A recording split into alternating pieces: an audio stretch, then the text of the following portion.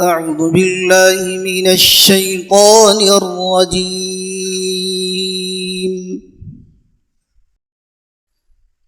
بسم الله الرحمن الرحيم.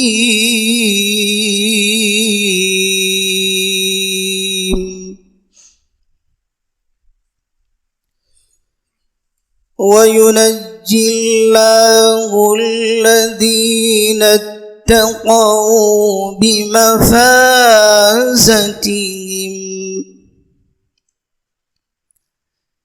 لا يمسهم السوء ولا هم يحزنون.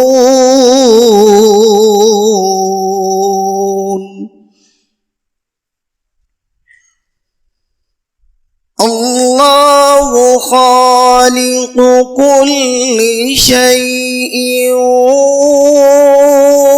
وهو على كل شيء وكيل.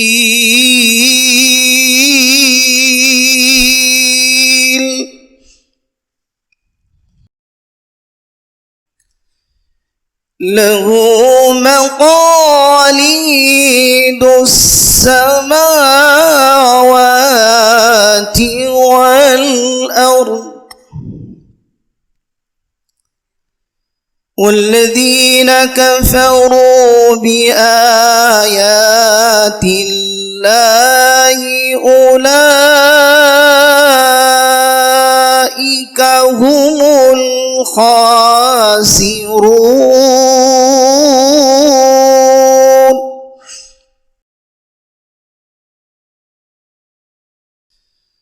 قل أفغير الله تأمروني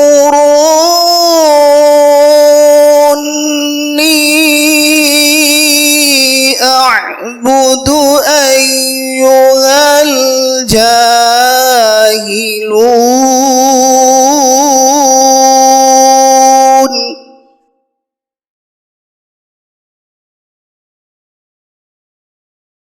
ولقد أوحي إليك وإلى الذين من قبلك لئن أشركت ليحبطن عملك ولتكونن من الخاسرين.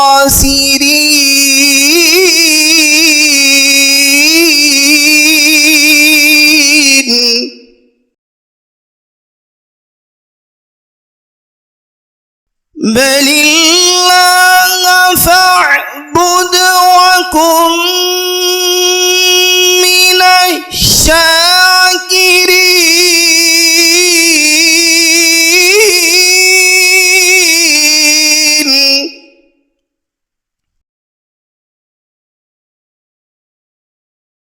وما قدروا الله حق قدره والأرض جميعا قبضته يوم القيامة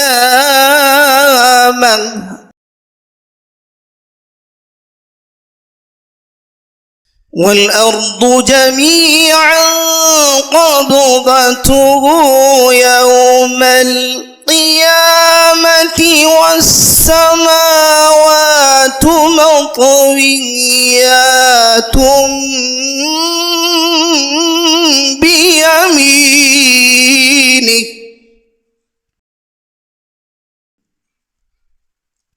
سبحانه وتعالى عما يشركون.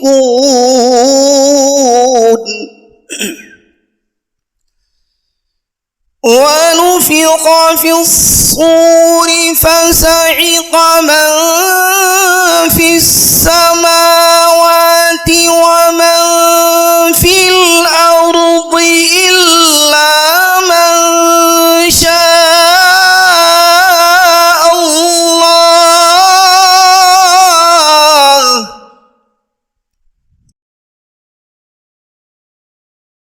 ثم نفخ فيه أخرى فإذا هم قيام ينظرون ثم نفخ فيه أخرى فإذا هم قيام ينظرون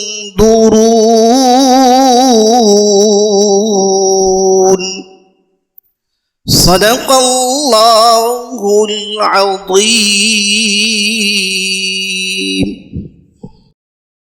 السلام علیکم ورحمۃ اللہ وبرکاتہ.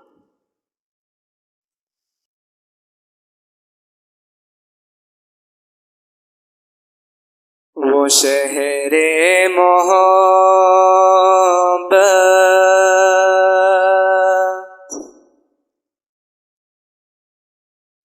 وہ شہر محبت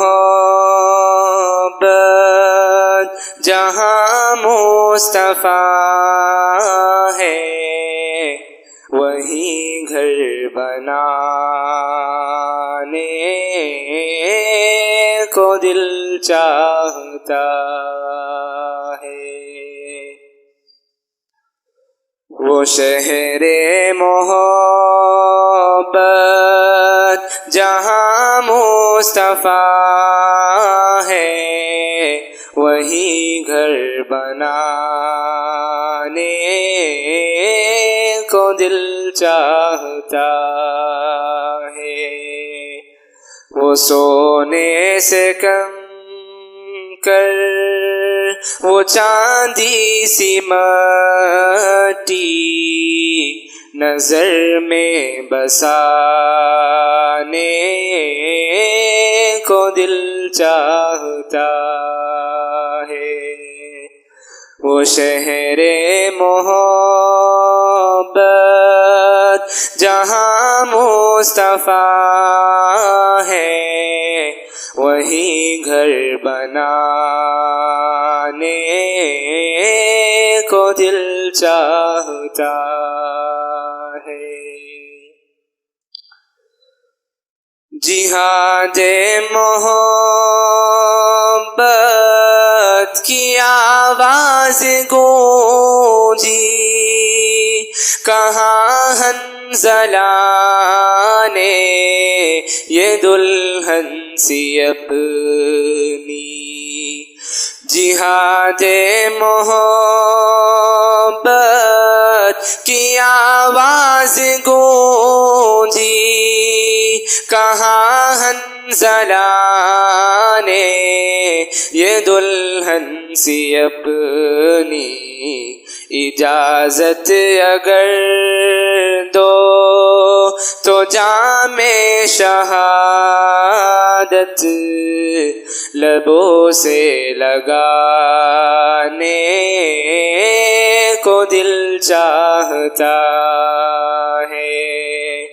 وہ شہر محبت جہاں مصطفیٰ ہے، وہی گھر بنانے کو دل چاہتا ہے.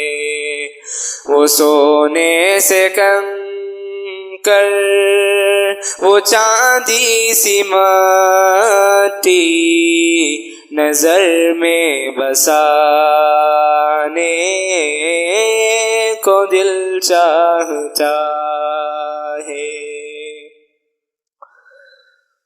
جو پوچھا نبی نے کہ کچھ گھر بھی چھوڑا، تو صدیق اکبر کے ہونٹوں پہ آیا. جو پوچھا نبی نے کہ کچھ گھر بھی چھوڑا، تو صدیق اکبر کے ہونٹوں پہ آیا. وہاں مال و دولت کی کیا ہے ضرورت، جہاں دل لٹانے کو دل چاہتا ہے، وہ شہر محبت جہاں مصطفیٰ ہے، وہی گھر بنانے کو دل چاہتا ہے۔ ستاروں سے یہ چاند کہتا ہے ہر دم، تمہیں کیا بتائے وہ ٹکڑوں کا عالم۔ ستاروں سے یہ چاند کہتا ہے ہر دم، تمہیں کیا بتائے وہ ٹکڑوں کا عالم۔ اشارے میں آقا کہ اتنا مزہ تھا کہ پھر ٹوٹ جانے کو دل چاہتا ہے، وہ شہر محبت جہاں مصطفیٰ ہے، وہی گھر بنانے کو دل چاہتا ہے۔ وہ ننھا سا اصغر وہ ایڑی رگڑ کر یہی کہہ رہا ہے، وہ خیمے میں رو کر، وہ ننھا سا اصغر وہ ایڑی رگڑ کر یہی کہہ رہا ہے، وہ خیمے میں رو کر، اے بابا میں پانی کا پیاسا نہیں ہوں، میرا سر کٹانے کو دل چاہتا ہے، وہ شہر محبت جہاں مصطفیٰ ہے، وہی گھر بنانے کو دل چاہتا ہے۔ جو دیکھا ہے روئے جمال رسالت، تو ارشد عمر مصطفیٰ سے یہ بولے، جو دیکھا ہے روئے جمال رسالت، تو ارشد عمر مصطفیٰ سے یہ بولے، بڑی آپ سے دشمنی تھی مگر اب غلامی میں آنے کو دل چاہتا ہے، وہ شہر محبت جہاں مصطفیٰ ہے، وہی گھر بنانے کو دل چاہتا ہے، وہ سونے سے کم کر وہ چاندی سی مٹی نظر میں بسانے کو دل چاہتا ہے، وہ شہر محبت جہاں مصطفیٰ ہے، وہی گھر بنانے کو دل چاہتا ہے۔ الحمدللہ الحمد للہ کفا وسلام علی عباده الذین اصطفى اما بعد فاعوذ باللہ من الشیطان الرجیم بسم اللہ الرحمن الرحیم وقال اللہ عز وجل انما يعمر مساجد اللہ من آمن باللہ والیوم الآخر واقام الصلاة وآتى الزکاة صدق اللہ المولانا العظیم وكما ورد في الحديث الصحيح قال النبي صلى الله عليه وسلم من بنى مسجدا لله تعالى بنى الله له بيتا في الجنة أو كما قال النبي صلى الله عليه وسلم۔ بہت ہی زیادہ قابل احترام حضرات علماء کرام، مفتیان عظام، حفاظ عظام اور اس کالونی کے ساکینین، محترم بزرگوں اور دوستو، بڑی خوشی و مسرت کی بات ہے کہ ماشاءاللہ الحمدللہ ہم سب اللہ کے اس بابرکت گھر میں، جس کا نام مسجد سیف اللہ ہے، یہی نا، اللہ کے اس بابرکت گھر میں جس کا نام مسجد سیف اللہ ہے، اس کی افتتاح کے موقع پر ہم سب جمع ہیں۔ اللہ تعالی ہمارے جمع ہونے کو قبول فرمائے۔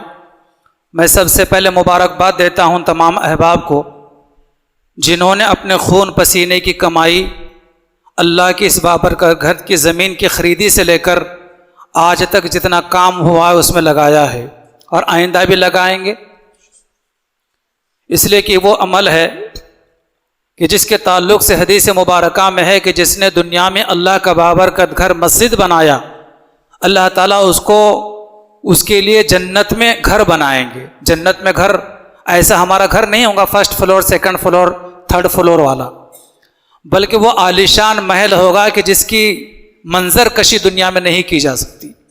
اتنا عالیشان محل اللہ تبارک و تعالیٰ اس مسجد بنانے کے بدلے میں جنت میں ہمیں عطا فرمائیں گے، بنائیں گے۔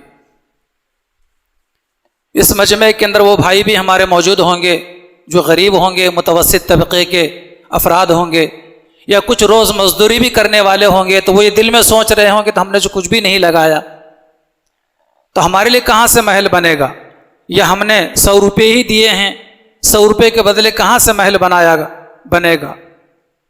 جنہوں نے لاکھوں روپے دیے ہیں، 50 و 1000 روپے دیے ہیں، ان کے لیے جنت میں محل کی خوشخبری سنائی گئی ہے۔ محترم بزرگوں اور دوستوں، ایسی بات نہیں ہے، ان غریب لوگوں کو، مزدور پیشہ لوگوں کو بھی مایوس ہونے کی ضرورت نہیں ہے۔ حدیث مبارکہ سن کر یہ آپ کو تعجب بھی ہوگا، معلومات میں اضافہ بھی ہوگا، ہمارے وہ غریب بھائی بھی خوشی سے جھوم اٹھیں گے۔ اللہ کے نبی علیہ السلام کا فرمان ہے کہ جس کسی مسلمان نے اللہ کے بابرکت گھر میں ایک گھونسلے کے بقدر بھی کوئی عطیہ عطا دیا ہو، اللہ تبارک و تعالی اس کے بدلے میں بھی جنت میں اپنے شاہ اس کے لیے محل بنائیں گے۔ اس لیے غریب لوگوں کو مایوس نہیں ہونا چاہیے۔ ہاں، ہماری حیثیت ہی 10 روپے کی دینے کی ہے، ہماری حیثیت ہی 100 روپے کی دینے کی ہے، اس لیے ہم نے 100 روپے دیے۔ کسی کے 1000 روپے دینے کی تھی، کسی خوش نصیب کی 50,000 دینے کی تھی، دیے ہوں گے۔ کسی خوش نصیب کی 1,00,000 روپے دینے کی حیثیت تھی، انہوں نے 1,00,000 روپے دیے، اور غریب نے 10 روپے، 50 روپے اور 100 روپے دیے، اس کی اتنی ہی حیثیت تھی۔ اس اعتبار سے ان تمام بھائیوں کے لیے جنہوں نے اپنے حیثیت کے مطابق اللہ کے اس بابرکت گھر کی زمین کی خریدی سے لے کر آج تک کے تعمیر میں لگایا ہے، ان تمام لوگوں کے لیے پیغمبر اسلام صلی اللہ علیہ وسلم کی جانب سے خوشخبری ہے کہ اللہ پاک ان کے لیے جنت میں عالیشان محل بنائیں گے۔ من بنا مسجدا للہ تعالی بنى اللہ لہ بیتا فی الجنہ۔ اس اعتبار سے میں تمام بھائیوں کو اور تمام طبقات کے بھائیوں کو بہت بہت مبارکباد دیتا ہوں، اور دعا کرتا ہوں کہ اللہ تعالیٰ اب اس کے آپ کے اس محبت بھرے تعاون کو جو اللہ کے گھر میں آپ نے دیا ہے، اللہ تعالیٰ اب آپ کے اس تعاون کو اپنے بارگاہ میں شرف قبولیت عطا فرمائے، اور یہ دینا اللہ تعالیٰ آپ کے لیے ذخیرہ آخرت بنائے۔ چونکہ یہ مسجدیں جو ہے روئے زمین کے اوپر اللہ تبارک و تعالیٰ کا سب سے پسندیدہ مقامات ہیں۔ پیغمبر اسلام علیہ السلام کا فرمان ہے، احب البلاد الی اللہ تبارک و تعالی مساجدها، روئے زمین کے اوپر سب سے زیادہ پسندیدہ مقام اگر کوئی ہے اللہ تعالیٰ کو تو وہ مسجدیں ہیں. وَأَبْغَضُ الْبِلَادِ إِلَى اللَّهِ تَبَارَكَ وَتَعَالَى أَسْوَاقُهَا، روئے زمین کے اوپر سب سے زیادہ ناپسندیدہ مقام اگر کوئی ہے تو وہ بازار ہیں. محترم بزرگوں اور دوستو، یہ اللہ کا بابرکت گھر مسجد بن چکا ہے اور اس کی تعمیر تقریباً تکمیل کے قریب ہے. ممکن ہے اور بھی کچھ کام باقی ہوں. اللہ تبارک و تعالیٰ نے قرآن مجید میں کن لوگوں کو مسجد بنانا چاہیے، کن لوگوں کو مسجد تعمیر کرنا چاہیے اور کن لوگوں کو مسجد کو آباد کرنا چاہیے، ان کے 5 خوبیاں بیان کی گئی ہیں. خدا کرے کہ وہ 5 خوبیاں مجھ میں ہم سب میں داخل ہو جائیں. قرآن مجید کی جو آیت مبارکہ میں نے تلاوت کی ہے، اللہ تعالیٰ فرماتے ہیں انما یعمر مساجد اللہ من آمن باللہ والیوم الآخر، کہ مسجد کو بنانا، مسجد کو تعمیر کرنا، مسجد کو آباد کرنا ان لوگوں کا کام ہے جو اللہ پر ایمان رکھتے ہیں. الحمدللہ ہم سب کا اللہ پر ایمان ہے، جو اپنے ذات میں تنہا ہے، جس کا کوئی شریک نہیں، وہ وحدہ لا شریک لہ ہے، اس ذات عالی پر ہمارا ایمان ہے. اور دوسری چیز والیوم الآخر، اور آخرت کے دن پر، قیامت کے دن پر ایمان رکھتے ہیں. الحمدللہ ہم سب کا آخرت کے دن پر ایمان ہے. یہ ایک دن ہمیں مرنا ہے اور مرنے کے بعد دوبارہ ہمیں زندہ ہونا ہے اور اللہ تعالیٰ کے بارگاہ میں کھڑے ہو کر ہم سب کو اللہ تعالیٰ کے بارگاہ میں اپنے زندگی کا حساب و کتاب پیش کرنا ہے. اسے قیامت کا دن کہا جاتا ہے. ہم سب کا اس پر بھی ایمان ہے. یہ 2 چیزیں عقیدے کی بیان فرمائی گئی ہیں اور اس کے بعد 2 چیزیں عمل کی بیان کی گئی ہیں. وَأَقَامَ الصَّلَاةَ وَآتَى الزَّكَاةَ، مسجد کو بنانا، تعمیر کرنا، آباد کرنا ان لوگوں کا کام ہے جو نماز قائم کرتے ہیں، نماز پڑھتے ہیں. اور دوسری چیز اپنے مالوں کی زکوٰۃ دیتے ہیں. پھر 5ویں نمبر پر فرمایا کہ 2 چیزوں پر ایمان بھی، اللہ پر بھی، آخرت کے دن پر بھی، نماز بھی پڑھتے ہیں اور اسی طریقے سے زکوٰۃ بھی ادا کرتے ہیں. تو انہیں چاہیے کہ وہ اللہ کے علاوہ کسی کا ڈر اور خوف بھی اپنے دل میں نہ رکھیں. وَلَمْ يَخْشَ إِلَّا اللَّهُ، وہ اللہ کے علاوہ کسی اور سے نہیں ڈرتے. اس اعتبار سے ہمارے دل میں صرف اللہ ہی کا ڈر ہو، اللہ ہی کا خوف ہو، اس کے علاوہ کسی اور کا ڈر اور خوف ہمارے دل کے اندر نہ ہو. ہم ایک خالق و مالک سے ڈرنے والے بن جائیں، دنیا کی ہر مخلوق ہم سے ڈرنے لگ جائے گی. لیکن اگر ایک اللہ سے ڈرنے کا مزاج اگر ہمارا ختم ہو جائے، ہم ایک خالق و مالک سے اگر نہ ڈریں، اس کا خوف اگر ہمارے دل میں نہ ہو، تو پھر دنیا کی ہر چیز ہم کو ڈرائے گی. حدیث مبارکہ میں ہے کہ کوئی، اس کو تھوڑا پیچھے ہٹا، کھولی، اس کو کھولی، نہیں ایک منٹ چھوڑ.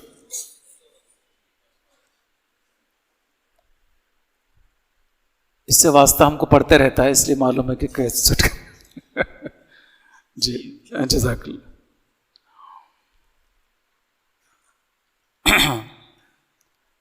حدیث مبارکہ میں ہے، حضرت نبی کریم صلی اللہ علیہ وسلم فرماتے ہیں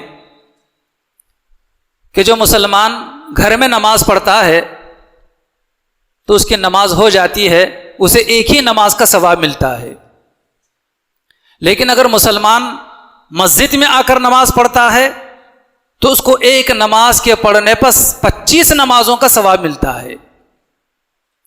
اور اگر یہی نماز شہر کی بڑی مسجد میں، جس کو جامع مسجد کہا جاتا ہے، ہمارے شہر میں ایک مسجد کا نام بھی جامع مسجد ہے، مختلف شہروں میں جامع مسجد کے نام سے مسجدیں ہوتی ہیں، لیکن اس کا اطلاق شہر کی ہر بڑی مسجد پر ہوتا ہے. تو جو کوئی جامع مسجد میں نے شہر کی بڑی مسجد میں نماز پڑھتا ہے تو اس کو ایک نماز کے پڑھنے پر اللہ تبارک و تعالیٰ 500 نمازوں کا ثواب عطا فرماتے ہیں، 500 نمازوں کا. اور اگر وہی نماز کوئی خوش نصیب مسلمانوں کے قبلہ اول بیت المقدس جسے مسجد اقصی کہا جاتا ہے، اس میں اگر نماز پڑھتا ہے، اللہ تبارک و تعالیٰ ایک نماز کے پڑھنے پر 50,000 نمازوں کے پڑھنے کا ثواب عطا فرماتے ہیں۔ وہی نماز اگر کوئی خوش نصیب پیغمبر اسلام صلی اللہ علیہ وسلم کی مسجد نبوی جو مدینہ منورہ میں وہاں جا کر پڑھتا ہے تو ایک نماز کے پڑھنے پر 50,000 نمازوں کا ثواب ملتا ہے۔ اگر کسی خوش نصیب کو وہی نماز مسجد حرام میں خانہ کعبہ کے اطراف جو 3 منزلہ مسجد بنی ہوئی ہے اسے مسجد حرام کہا جاتا ہے، اگر کسی کو مسجد حرام میں نماز پڑھنے کا موقع ملتا ہے تو ایک نماز کے پڑھنے پر اللہ تبارک و تعالی 1,00,000 نمازوں کے پڑھنے کا ثواب عطا فرماتے ہیں۔ اس لیے یہ مسجد اللہ کا بابرکت گھر ہمارے محلے میں ہمارے کالونی بن چکا ہے، ہم سب اپنے لیے ضروری سمجھے کہ میری ہر نماز مسجد میں ادا ہو، مسجد سیف اللہ میں ادا ہو۔ یہ فرمان نبوی سن کر آپ کو حیرت ہوگی۔ اللہ کے نبی صلی اللہ علیہ وسلم فرماتے ہیں کہ 3 لوگ ایسے ہیں جن پر اللہ تبارک و تعالیٰ کی لعنت ہوتی ہے۔ لعنت کوئی معمولی جملہ نہیں ہے، اس کا کیا مفہوم ہے بڑا وسیع و عریض ہے۔ حضرات علماء کرام مفتیان عظام موجود ہیں، ان سے پوچھ لیجئے کہ 3 اشخاص ایسے ہیں، 3 لوگ ایسے ہیں جن پر اللہ تبارک و تعالیٰ کی لعنت ہوتی ہے۔ ایک وہ جو کسی مسجد میں امامت کرے اور اس مسجد کے مصلی کسی معقول وجہ سے اس امام سے ناراض ہوں۔ معقول وجہ یہ وجہ ہے، ویسے ہر مسجد میں کچھ لوگ ضرور ایسے ہوتے ہیں جو ہاتھ دھو کر نہیں بلکہ نہا دھو کر امام کے پیچھے پڑتے ہیں۔ شاید ہمارے بیوی بچے بھی نہیں سنتے ہوں گے، اتنا ہم امام کو سنانے کی کوشش کرتے ہیں، اس سے زیادہ مؤذن کو سنانے کی کوشش کرتے ہیں۔ ہمارا نوکر بھی اتنا نہیں سنتا ہوگا جتنے ہم اپنے مسجد کے مؤذن کو سناتے ہیں۔ اس کے بعد کی حدیث سناؤں گا میں، آپ کو حیرت ہوگی۔ تو بہرحال کوئی معقول وجہ ہو کہ جس کی وجہ سے اس امام کا مصلی پر بڑھ کر امامت کرنا مناسب نہ ہو، ایسی معقول وجہ ہے جس کی وجہ سے مصلی ناراض رہتے ہیں، تو ایسے امام پر اس کے باوجود مصلی ناراض ہیں، وجہ معقول ہے، اس کے باوجود اگر وہ امامت کرتا ہے تو ایسے امام پر اللہ تعالیٰ کی لعنت ہے۔ اور دوسرے اس عورت پر، اوپر کا مائک چالو ہے، اچھا، ہماری بہنیں جو اپنے گھروں میں بیٹھ کر اس بات کو سن رہی ہیں تو یہ دوسرے نمبر کا یہ سن لیں، اللہ کے نبی صلی اللہ علیہ وسلم فرماتے ہیں کہ اس عورت پر اللہ تعالیٰ کی لعنت ہوتی ہے جس کا شوہر اس سے ناراض ہو۔ ہماری بہن کو اور ہماری بہنوں کو، خواتین کو اس طریقے سے زندگی گزارنا چاہیے کہ اپنے کسی عمل سے، اپنے کسی قول اور فعل سے اپنے شوہر کو ناراض نہ ہونے دیں۔ اگر اپنے کسی زبان درازی کی وجہ سے اور اگر اپنے کسی غلط باتوں کی وجہ سے، غلط کاموں کی وجہ سے اور کسی خلاف شرع کام کی وجہ سے، نامعقول بات کی وجہ سے، زبان درازی کی وجہ سے اگر ہمارا شوہر ہم سے ناراض ہوتا ہے تو پیغمبر اسلام صلی اللہ علیہ وسلم فرماتے ہیں کہ ایسی عورت پر اللہ کی لعنت ہوتی ہے، ایسی عورت پر اللہ تعالیٰ کی لعنت ہوتی ہے۔ اور تیسرے وہ مسلمان جو مسجد کے مؤذن کی اذان سنتا ہے، اللہ کے منادی کی آواز سنتا ہے، پھر بھی جماعت سے نماز پڑھنے کے لیے مسجد میں حاضر نہیں ہوتا۔ مسجد سے جو آواز دی جاتی ہے اسے اذان کہا جاتا ہے، اور وہ آواز دینے والا مؤذن ہوتا ہے۔ جو مؤذن کی آواز پر اللہ کے بابرکت گھر میں حاضر ہو کر جماعت کے ساتھ نماز نہیں پڑھتا تو ایسے مسلمان پر بھی اللہ کی لعنت ہے۔ آج شہر میں کتنی مسجدیں ہیں، بڑی رات کو دیکھیے، عیدین کے موقع پر دیکھیے، جمعہ کو دیکھیے کتنا مجمع رہتا ہے، اور پھر 5 وقتہ نمازوں میں کتنا مجمع رہتا ہے۔ نماز اذان ہو چکی ہوتی ہے، جماعت کا وقت ہو چکا ہوتا ہے، سینکڑوں لوگ جو ہے اپنے دکانوں پر، اپنے مکانوں میں، ہوٹلوں میں، چوراہوں پر بیٹھے رہتے ہیں۔ اللہ تعالیٰ کی لعنت کے وہ مستحق ہو جاتے ہیں، جس کی وجہ سے اللہ تبارک و تعالیٰ کے رحمتوں سے، برکتوں سے محروم ہو جاتے ہیں۔ طرح طرح کی آفتیں، مصیبتیں ان پر آتی ہیں۔ آج آئے دن جو حالات ہمیں دیکھنے پڑ رہے ہیں، جس کی بہت ساری جہاں وجوہات ہیں، ان میں سے ایک وجہ یہ بھی ہے کہ مؤذن کی اذان پر ہم اپنا مکان چھوڑ کر، اپنا بستر چھوڑ کر، اپنی کرسی چھوڑ کر ہم اللہ کے بابرکت گھر میں نماز کے لیے حاضر نہیں ہوتے۔ اور ایک فرمان ہے نبی کریم صلی اللہ علیہ وسلم کا۔ اس لیے محترم بزرگوں اور دوستوں، ہمیں چاہیے کہ جب اذان کی آواز سنائی دے تو سارے کام دوسرے نمبر پر، اور پہلے نمبر پر یہ ہے کہ وضو کر کے اللہ کے بابرکت گھر میں نماز کے لیے میں چلا جاؤں۔ اپنے گھر سے لے کر مسجد تک پہنچنے میں جتنے قدم اٹھتے ہیں، ہر قدم پر اللہ تبارک و تعالیٰ ایک ایک نیکی عطا فرماتے ہیں اور ایک ایک گناہ معاف کرتے ہیں۔ اور اگر وضو کر کے ہم گھر سے اگر نکلتے ہیں نماز پڑھنے کے لیے، تو آقا دو جہاں علیہ السلام فرماتے ہیں گھر سے وضو کر کے مسجد کو جانے والا ایسا ہے جیسا کہ احرام باندھ کر حج کو جانے والا ہے۔ کتنی بڑی سعادت مندی کی بات ہے۔ اس لیے ہم اپنا معمول بنائیں کہ گھر سے وضو کر کے ہم مسجد کو آنے کے عادی بنے۔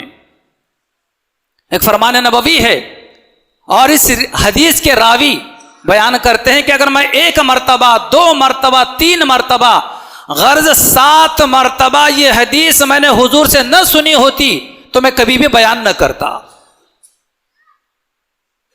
کون سی حدیث ہے وہ؟ حدیث یہ ہے، نبی کریم صلی اللہ علیہ وسلم فرماتے ہیں کہ 3 لوگ ایسے ہیں جو قیامت کے دن بغیر حساب کتاب کے جنت میں داخل ہوں گے۔ 3 لوگ بغیر حساب کتاب کے جنت میں داخل ہوں گے۔ ابھی لوگ نفسا نفسی کے عالم میں ہوں گے اور یہ بالکل سیر و تفریح کر رہے ہوں گے۔ ان میں سے ایک وہ قرآن کا پڑھنے والا ہے، قاری قرآن ہے، اس طریقے سے اللہ کے لیے اللہ کا بابرکت کلام پڑھتا ہے اور اس طریقے سے امامت کرتا ہے کہ مصلی اس سے راضی رہتے ہیں۔ اللہ کا بابرکت کلام قرآن اللہ کے لیے پڑھتا ہے اور اس طور پر امامت کرتا ہے کہ مصلی اس سے، اس کے مقتدی اس سے راضی رہتے ہیں۔ تو ایسا امام، ایسا قرآن پڑھنے والا قیامت کے دن بغیر حساب کتاب کے جنت میں داخل ہوگا۔ حضرت شیخ الحدیث رحمۃ اللہ علیہ نے فضائل اعمال میں بھی اس حدیث کو نقل فرمایا ہے، اگرچہ کہ اور دیگر متعدد حدیث کی کتابوں کے اندر بھی روایت موجود ہے۔ چونکہ یہ کتاب ہر گھر میں ہوتی ہے، ہر ممبر پر موجود ہوتی ہے، اس لیے میں نے اس کتاب کا حوالہ میں نے دیا ہے۔ اور دوسرا وہ شخص جو بغیر حساب کتاب کے جنت میں داخل ہوگا، جو اللہ کے بندوں کو صرف اللہ کے لیے نماز کے لیے بلاتا ہے۔ دوسرا وہ شخص جو اللہ کے بندوں کو صرف اللہ کے لیے نماز کے لیے بلاتا ہے۔ کون مراد ہے اس سے؟ ظاہر بات ہے مؤذن مراد ہے اس سے۔ تو وہ بھی قیامت کے دن بغیر حساب کتاب کے جنت میں داخل ہوگا۔ جن 2 عظیم شخصیات کے بارے میں اللہ کے نبی علیہ السلام فرما رہے ہیں کہ وہ بغیر حساب کتاب کے جنت میں داخل ہوں گے، آج ان 2 لوگوں کو ہم کس نظریے سے دیکھتے ہیں؟ بھائیو، یہ لوگ تو جنت کے حقدار ہیں، لیکن ہم خواہ کے ان کے تعلق سے اپنے دل میں بدگمانی لا لیتے ہیں، ان کے تعلق سے چھوٹی موٹی باتوں کے اوپر ان کے خلاف سازش کرتے ہیں، ان کو بدنام کرتے ہیں۔ اس لیے کبھی بھی مسجد کے امام کے تعلق سے اور مسجد کے مؤذن کے تعلق سے کبھی اپنے دل میں میل نہیں آنے دینا چاہیے، کبھی بھی نہیں۔ تو میں یہ کہہ رہا تھا امام اور مؤذن کی کتنی بڑی عظمت ہے، کتنی بڑی فضیلت کی بات ہے۔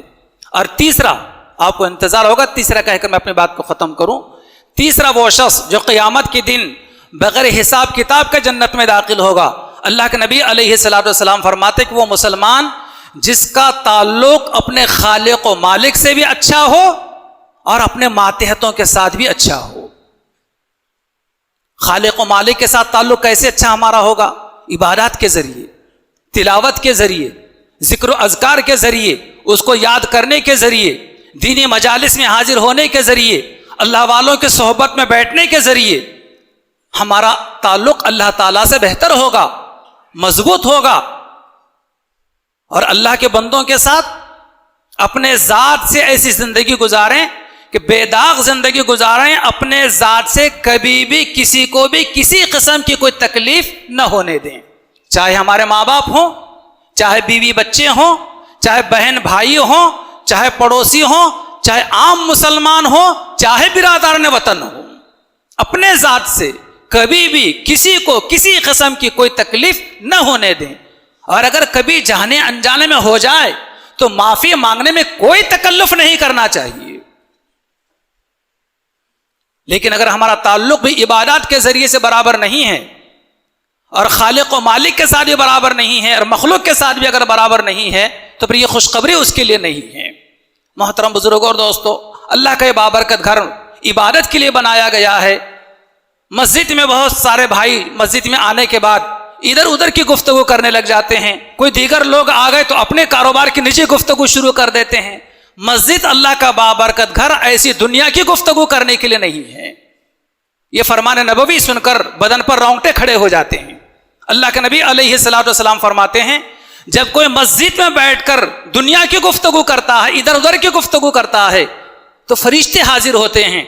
اللہ کے نبی علیہ السلام فرماتے ہیں کہ فرشتے حاضر ہو کر بڑی محبت کے ساتھ، بڑی شفقت کے ساتھ دنیا کی گفتگو کرنے والے سے کہتے ہیں، اسکت یا ولی اللہ، اے اللہ کے ولی خاموش ہو جا، یہ مقام دنیا کی گفتگو کرنے کا نہیں ہے۔ اگر خاموش ہو جاتا تو فبیہا، لیکن خاموش اگر نہیں ہوتا، اپنے گفتگو کا سلسلہ جاری رکھتا ہے، تو اللہ کے نبی علیہ السلام فرماتے ہیں کہ فرشتے کہتے ہیں، اسکت یا عدو اللہ، اے اللہ کے دشمن خاموش ہو۔ اللہ کا بابرکت گھر اس لیے نہیں ہے کہ وہاں دنیا کی باتیں کی جائے، ادھر ادھر کی باتیں کی جائے۔ پھر بھی اگر اپنا سلسلے گفتگو بند نہیں کرتا تو حضور علیہ الصلوۃ والسلام فرماتے ہیں کہ اسکت لعنت اللہ علیہ، اب تو خاموش ہو جا، خدا کی تجھ پر لعنت ہو۔ تو اس لیے مسجدیں عبادت کے لیے بنائی جاتی ہیں، نہ کہ دنیا کی گفتگو کرنے کے لیے۔ بہرحال میں یہ چند باتیں میں نے قرآن و حدیث کی روشنی میں کی ہیں۔ پھر ایک مرتبہ میں اس مسجد کے مصلیان کو اور اس کالونی کے احباب کو مبارکباد دیتا ہوں کہ اللہ تعالیٰ آپ کی یہ عظیم خدمت اور آپ کے لیے ذخیرہ آخرت بنائے، اور ہم سب کو اہتمام کے ساتھ، پابندی کے ساتھ اللہ کے اس بابرکت گھر میں حاضر ہو کر باجماعت نماز پڑھنے کی توفیق عطا فرمائے۔ آمین وآخر دعوانا ان الحمد للہ رب العالمین۔ السلام علیکم ورحمۃ اللہ وبرکاتہ۔ الحمد للہ رب العالمین والصلاة والسلام علی سید الانبیاء والمرسلین، اما بعد۔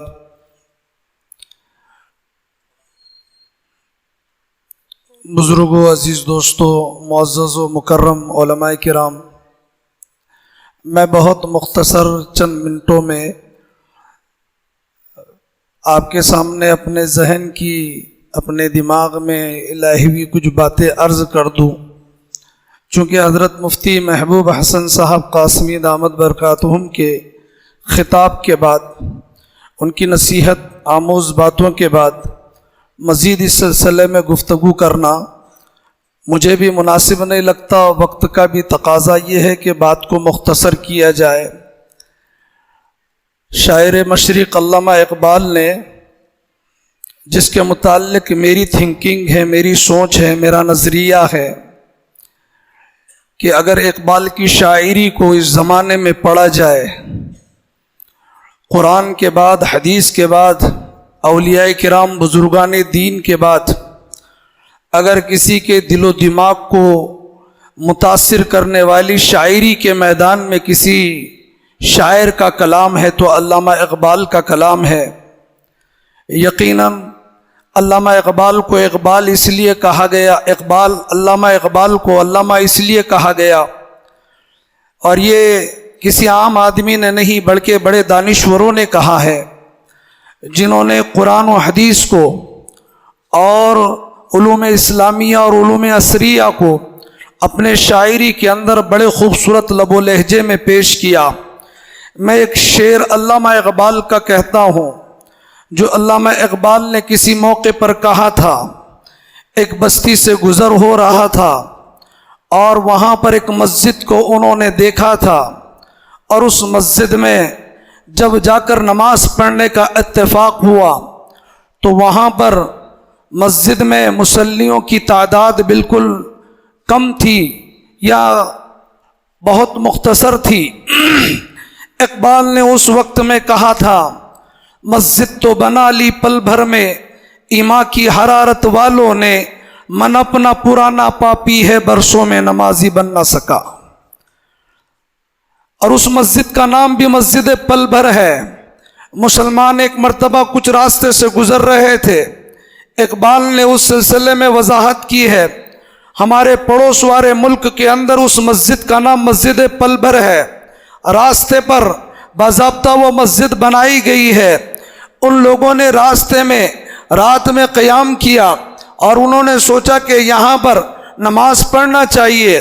کچھ لوگوں نے ان پر اعتراض کیا کہ جناب آپ راستے پہ نماز پڑھتے ہیں، آنے جانے والے کو تکلیف ہوتی ہے۔ ان لوگوں کے دماغ میں ایک بات آئی اور انہوں نے عشاء کی نماز کے بعد میں مسجد کا اسی جگہ پر تعمیری کام شروع کیا۔ صبح فجر تک انہوں نے مسجد کو مکمل کیا اور اس مسجد کا نام آج بھی مسجد پل بھر ہے۔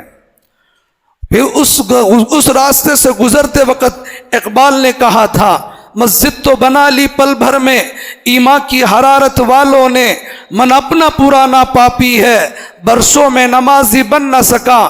میرے بھائیوں، مسجدوں کے حقوق حضرت مفتی صاحب نے بیان کیے، مسجدوں کا احترام حضرت مفتی صاحب نے بیان کیا، مسجدوں کا مقام اور مرتبہ ہمارے سامنے واضح ہیں۔ یقیناً مسلمان کے دل میں مسجد کا احترام ہے، مسجد کا مقام ہے، لیکن یاد رکھنا چاہیے ہمیں جو مسجدوں کے حقوق کی ادائیگی کے سلسلے میں ہم جو لاپرواہی برتتے ہیں، اس سلسلے میں مفتی صاحب نے کچھ اشارہ کیا، لیکن ایک بات میں عرض کروں ذہن میں آ گئی، 2 منٹ کے اندر بات کو مکمل کر دوں گا۔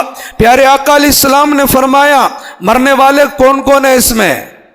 بھیا بولیں گے ہم سب مرنے والے ہیں، سب کو مرنا ہے۔ کل نفس ذائقۃ الموت، کوئی دنیا میں رہنے کے لیے نہیں آیا۔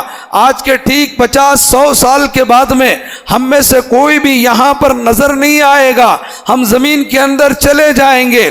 پیارے آقا علیہ السلام نے فرمایا، دیکھو تمہارے محلے میں مسجد ہے، مسجد میں سب سے پہلے تمہاری روح کو قبض کرنے والا وہ فرشتہ جس کو ملک الموت کہتے ہیں، وہ فرشتہ تمہاری مسجد میں آئے گا۔ تمہارے گھر پہ آنے سے پہلے، تمہاری روح قبض کرنے سے پہلے، تمہارے رگ رگ میں سے تمہاری میری جان نکالنے سے پہلے وہ فرشتہ مسجد میں آئے گا، مسجد کے دیوار سے پوچھے گا، مسجد کی کھڑکیوں سے پوچھے گا، مسجد کے مصلوں سے پوچھے گا، مسجد کے وضو خانے سے پوچھے گا، مسجد کے دور و دیوار سے پوچھے گا، اے مسجد اللہ کے گھر تیرے پاس میں آیا اس لیے کہ ایک تیرے محلے کے اندر ایک کی روح قبض کرنی ہے، تیرا رویہ تیرے ساتھ میں اس کا رویہ کیا تھا؟ وہ مسجد بولے گی کہ فلاں بندہ میرے پاس میں نہیں آتا تھا، اس کا نام مجھے معلوم نہیں، اس کی صورت مجھے معلوم نہیں، اس کی شباہت مجھے معلوم نہیں۔ میرے بھائیوں، پیارے آقا علیہ الصلوۃ والسلام نے فرمایا کہ پھر وہ مسجد جب اس کو یہ بولے گی، اس کا تیور بدل جائے گا، اس کا نظریہ بدل جائے گا، اس کو غصہ آئے گا، اور وہ فرشتہ غصے کے انداز میں ہماری روح قبض کرنے کے لیے گھر پہ آئے گا۔ اور اگر مسجد نے کہا وہ اللہ کا بندہ یہ اس جگہ پر سجدہ کرتا تھا، وہ سجدے کی جگہ گواہی دے گی، وہ ممبر گواہی دے گا، وہ در و دیوار گواہی دے گی کہ یہ آتا تھا اور باضابطہ میرے اندر مسجد میں وہ نمازیں پڑھتا تھا۔ حضور نے فرمایا مسجد کے اس بیان پر فرشتے کا انداز بدل جائے گا اور وہ نرمی کے ساتھ میں میری آپ کی روح نکالتے وقت میں نرمی کا رویہ اختیار کرے گا۔ یہ ایک بہت بڑا المیہ ہے، اللہ ہم سب کو معاف فرمائے۔ ہماری مسجد جمعہ کے دن کھچا کچ بھری ہوئی رہتی ہے، بڑی رات، چھوٹی رات اور آخر کے 3 بڑے روزے، اس میں مسجدیں، بلکہ آج کل تو ہمارے بڑے روزے بھی بڑے بڑے بازاروں کے نظر ہو جاتے ہیں۔ بہرحال باتیں بے شمار ہیں۔ مسجد ہم نے بنائی، ہمارے محلے میں مسجد بنی، یہ مسجد اللہ کی رحمتیں برکتیں ہمارے محلوں پر جب آئے گی سب سے پہلے مسجد پر اترتی ہے اور مسجد سے ہر گھر گھر یہ برکتیں منتقل ہوتی ہے۔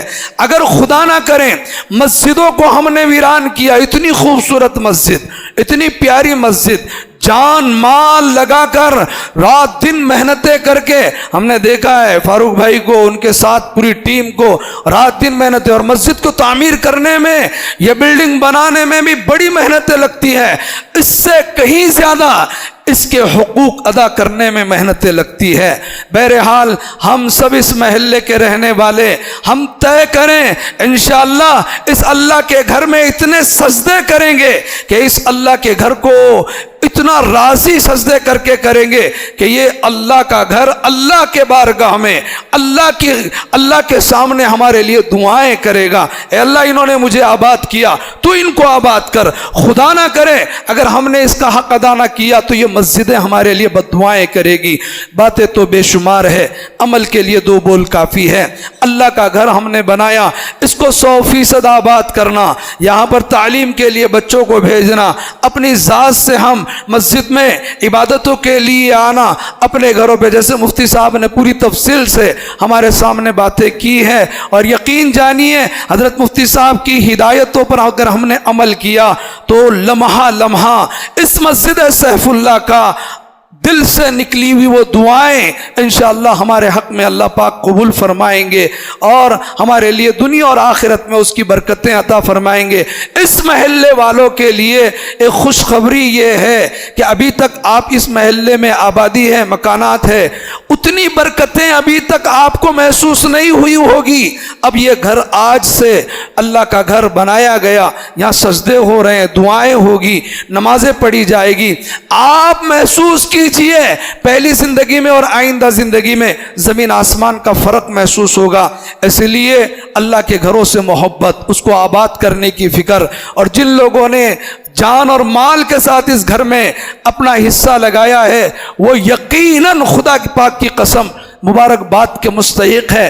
ہم اس کے متعلق احادیث کیا پیش کریں گے، مفتی صاحب نے پیش کیا، کل روز محشر میں ہی ان لوگوں کا مقام اور مرتبہ جب معلوم ہوگا تو وہ لوگ جو مال رکھ کر، طاقت رکھ کر اللہ کے گھر کو آباد نہیں کیا، تعمیر نہیں کیا، وہ اش کرتے رہیں گے، افسوس کرتے رہیں گے۔